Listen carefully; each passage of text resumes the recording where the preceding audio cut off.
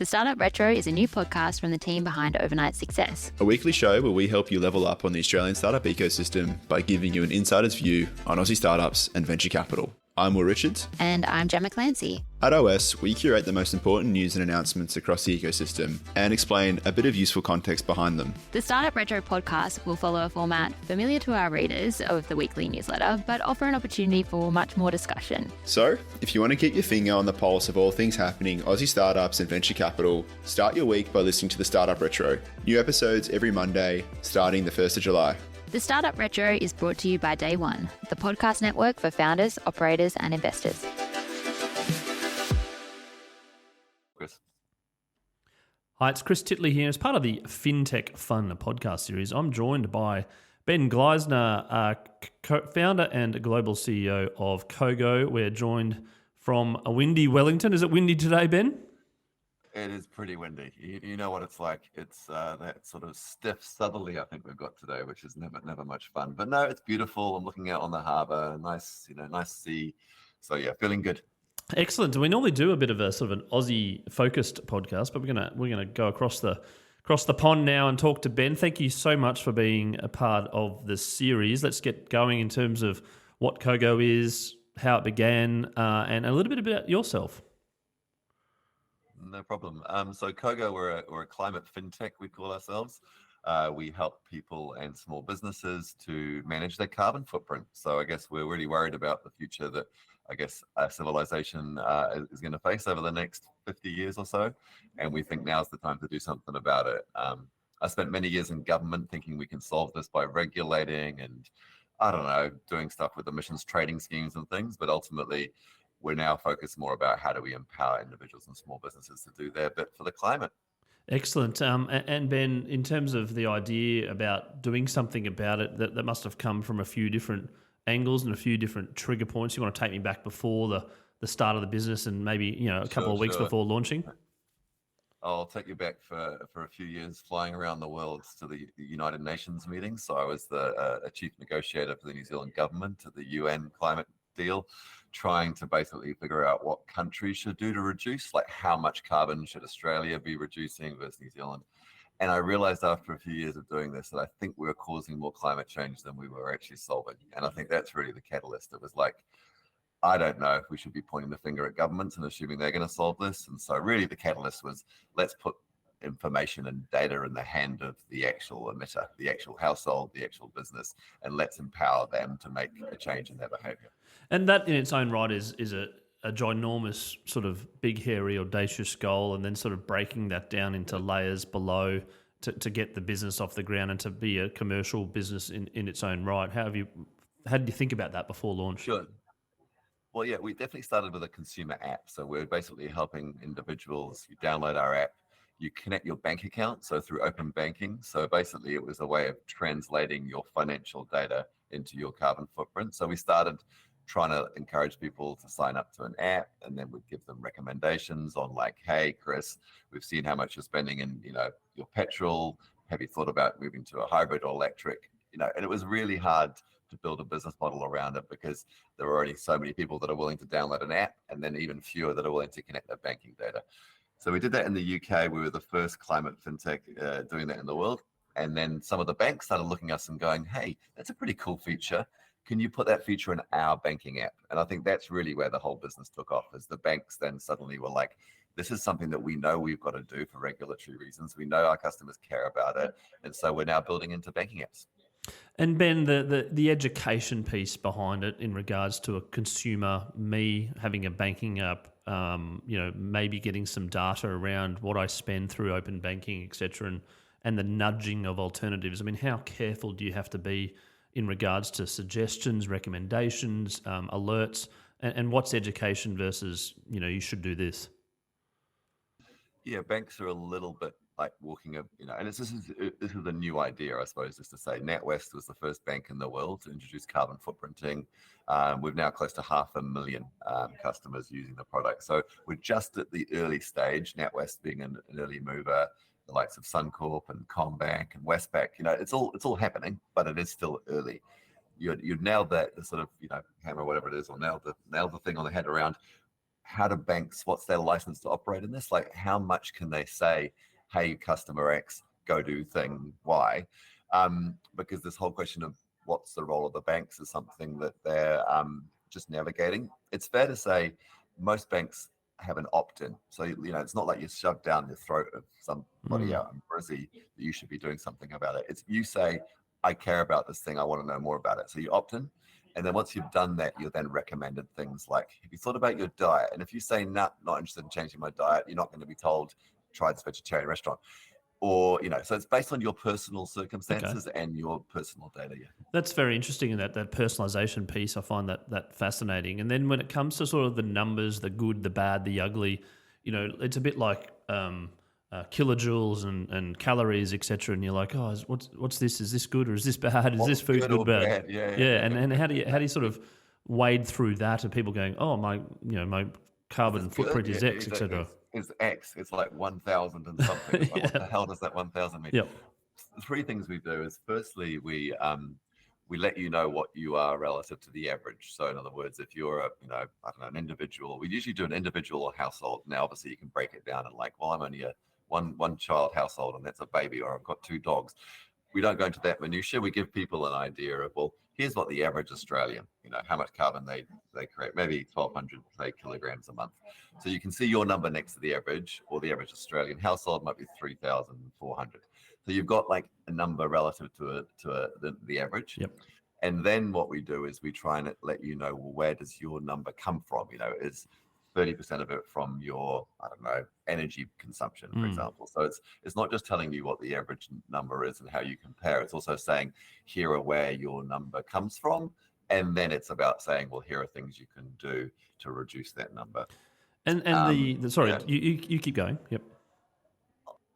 I was just going to say that in many ways, it's really hard.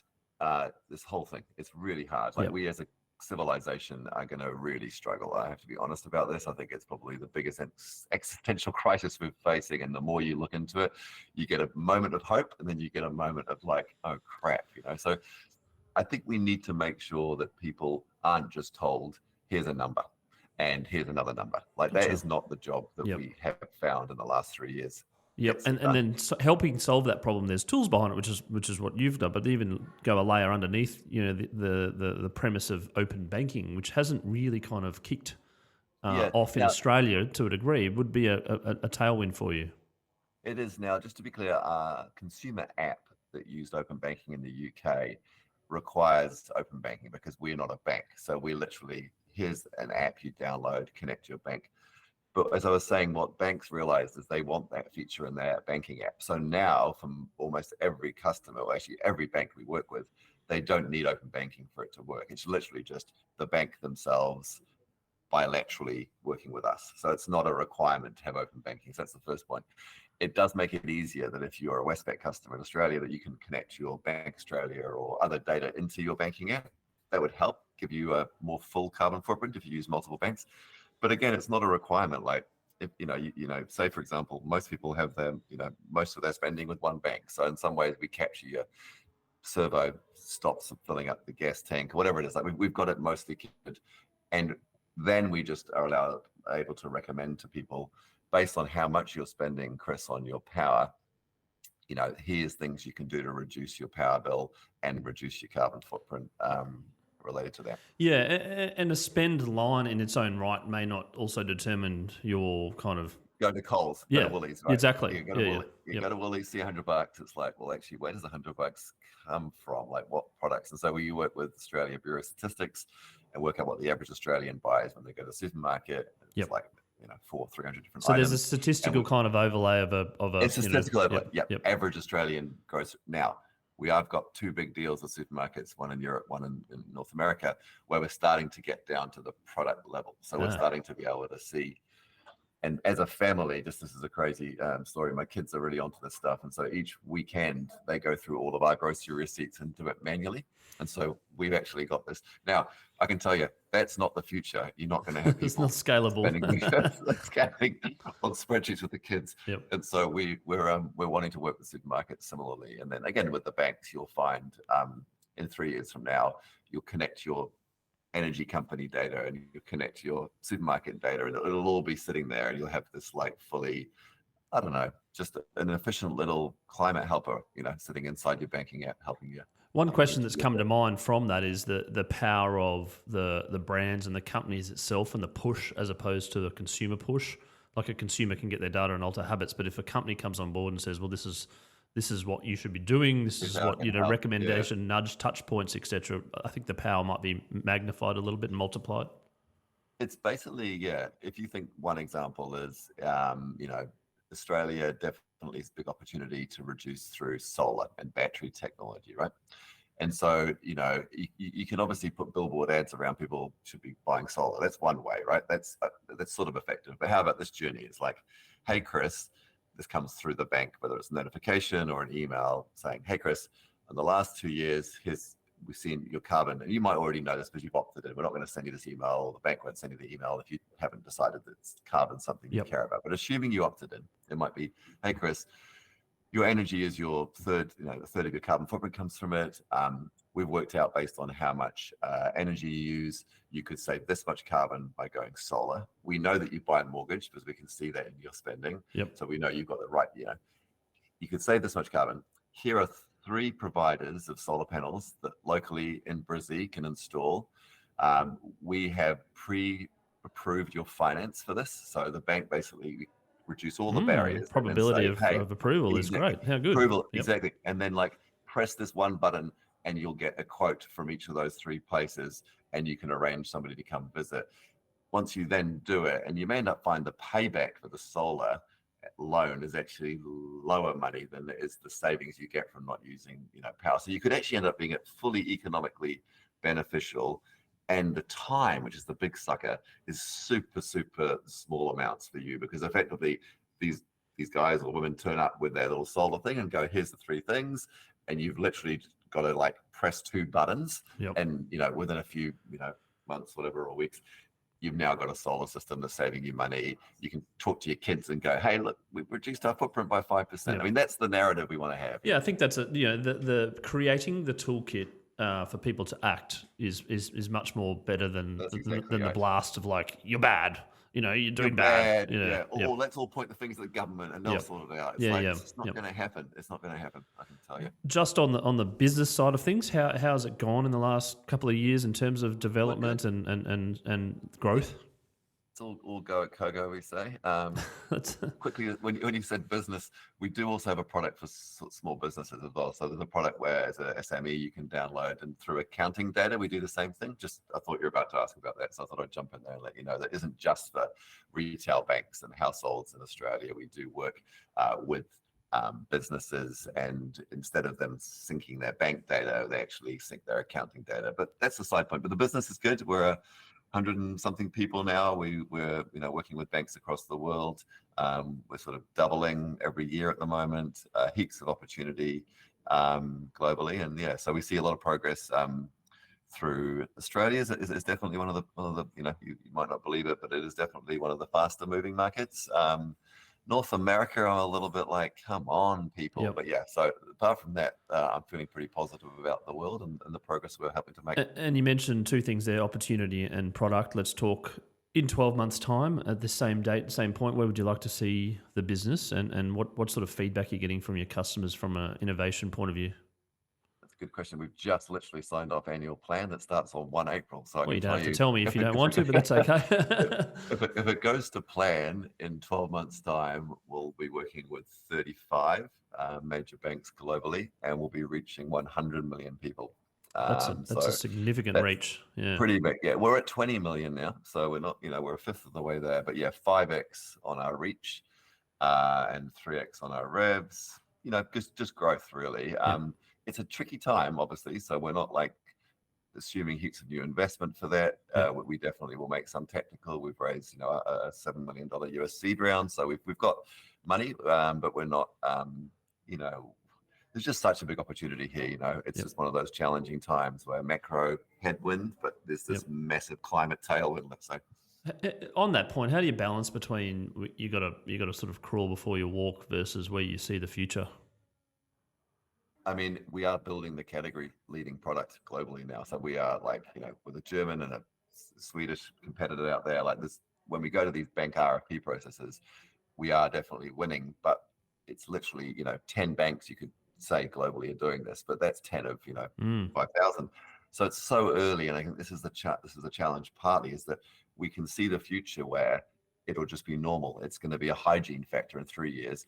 A bank needs to, for regulatory reasons, as well as customer retention, they're going to need to help support their customers transition to low carbon. It's going to be everywhere, but we're just like, early. So I guess you can overinvest and overreach, and, which is, one of the challenges, or you can be a bit more cautious, which is what, most of the investing community, and you'll know this, global macro will tell you. So I'm a bit like on the fence, let's say. Yep. We try and walk that line. It'll be a balancing act in terms of where you can see the business and the potential for the people that have already taken on your product and your platform, etc., versus where others can actually see themselves. But when you're not talking about carbon data and the science behind it and the emissions and scores and banking apps, etc., Ben, do you spend a little bit of time switching off at all? I know it's your business and your baby, etc., but and what sort of things do you get up to? Good question. Yeah, the team will know this pretty well. We as I said, we've got a real big mission, which you can in some way get a little bit like taken over by. But I always say that I don't work more than 40 hours, because when I want to work, I want to work, and when I don't want to work, it's really important not to, and that makes a more effective, I think, culture. And so, no, I'm busy playing footy, going away with the kids camping. We're about to leave tonight for a big camp trip. So me and my partner, we've got 2 daughters, 11 and 8. Busy with them. They do music, so I do piano and violin lessons with them and stuff. So you name it, like a lot of stuff goes on that's outside work. But when we come to work as a company, we come and do work, but we also make sure we have time to switch off. So yeah, heaps of good stuff. Getting healthy, enjoying the nature, doing some mountain biking. No, sure, yeah, of course. And this weekend, you're taking the full break camping. Yeah, we're going 4 days, and then the next 2 weeks with school holidays, I'll be working half time. So that's a pretty standard. I actually haven't heard that phrase before. Half time. It's normally part time. Yeah. But no, when the kids are on school holidays, it's half time. We're very organised around my diary, and part of that is just because boundaries are really important. You'll know from your own business and stuff. Yeah, I've got 3 kids, 10, 8, and nearly 6, and I do find school holidays challenging. And I think it's not talked about enough in regards to balancing a business with kids. Full stop, but also on school holidays, where there is a sort of an itchiness to do things, and play dates and friends and camping and holidays, etc. And it comes around all the time. It does, and in some ways, I think just being able to plan for that, and assign my leave over that period, and I don't know, it's a tricky one. Like, is that irrespective of, as you say, the work that you do, like the impact you're trying to have in the world? I think there is. I don't know if which we haven't got very right as a society. I think in many ways we're still, we're heading down a pretty disturbing future. But even the way we work separate from the actual impact we can have, I do also think we haven't also got that right. I think we've been working too hard, not that smart, and we've been trading off a whole lot of things that actually really matter. And I think that's part of what we do at Cogo. It's sort of drifted as a legacy. Yeah, and it's sort of not questioned enough for my view anyway. COVID helped brought us back a little bit, but I think we sort of go back into the same old routines. Anyway, we go on a tangent, but that's right.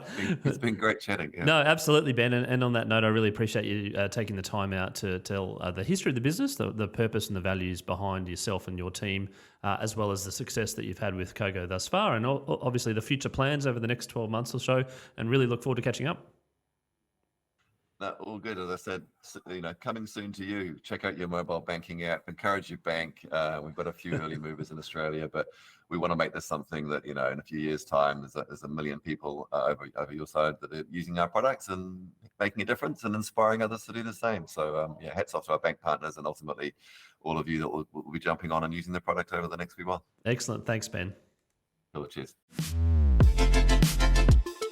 The Startup Retro is a new podcast from the team behind Overnight Success. A weekly show where we help you level up on the Australian startup ecosystem by giving you an insider's view on Aussie startups and venture capital. I'm Will Richards. And I'm Gemma Clancy. At OS, we curate the most important news and announcements across the ecosystem and explain a bit of useful context behind them. The Startup Retro podcast will follow a format familiar to our readers of the weekly newsletter, but offer an opportunity for much more discussion. So, if you want to keep your finger on the pulse of all things happening Aussie startups and venture capital, start your week by listening to the Startup Retro. New episodes every Monday, starting the 1st of July.